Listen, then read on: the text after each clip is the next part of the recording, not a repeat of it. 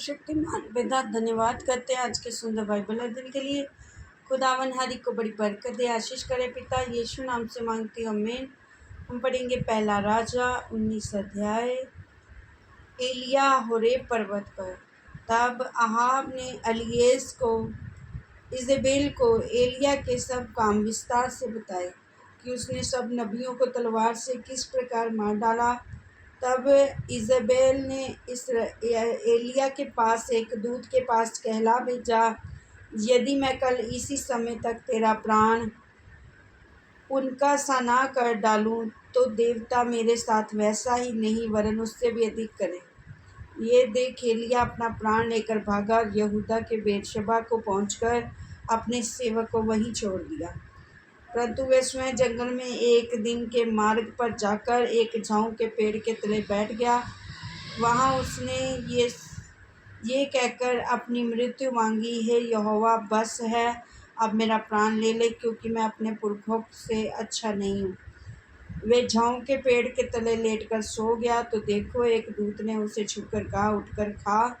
उसने दृष्टि करके क्या देखा, मेरे सिरहाने पत्थरों पर पकी हुई एक रोटी और एक सुराही पानी रखा है।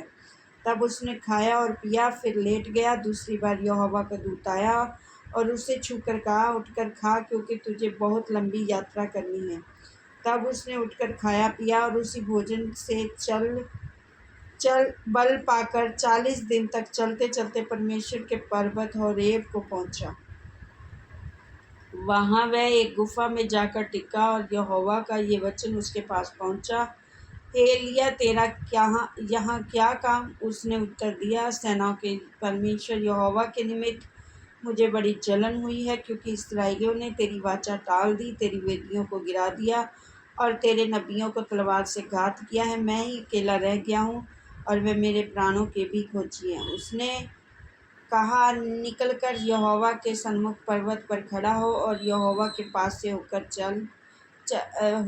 चला और यहोवा के सामने एक बड़ी प्रचंड आंधी से पहाड़ फटने और चट्टानें टूटने लगी, तो भी यहोवा उस आंधी में ना था। फिर आंधी के बाद भूकंप आया, तो भी यहोवा उस भूकंप में ना था।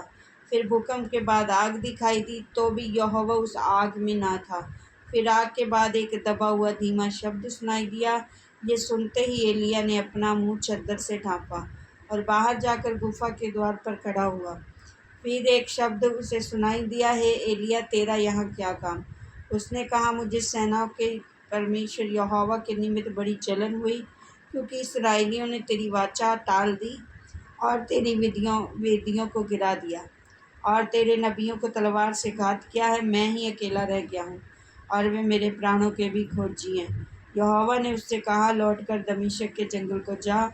वहाँ पहुंचकर अराम का राजा होने के लिए इज़राइल का राजा होने के लिए निमशी के पोते येहू का और अपने स्थान पर नबी होने के लिए आबेल महोला के शापात के पुत्र अलीशा का अभिषेक करना।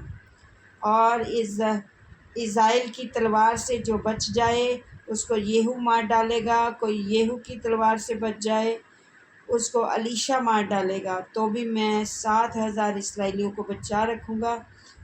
ये तो वे सब हैं जिन्होंने ना तो बाल के आगे घुटने टेके, ना मुंह से उसे चूमा है। अलीशा का अभिषेक।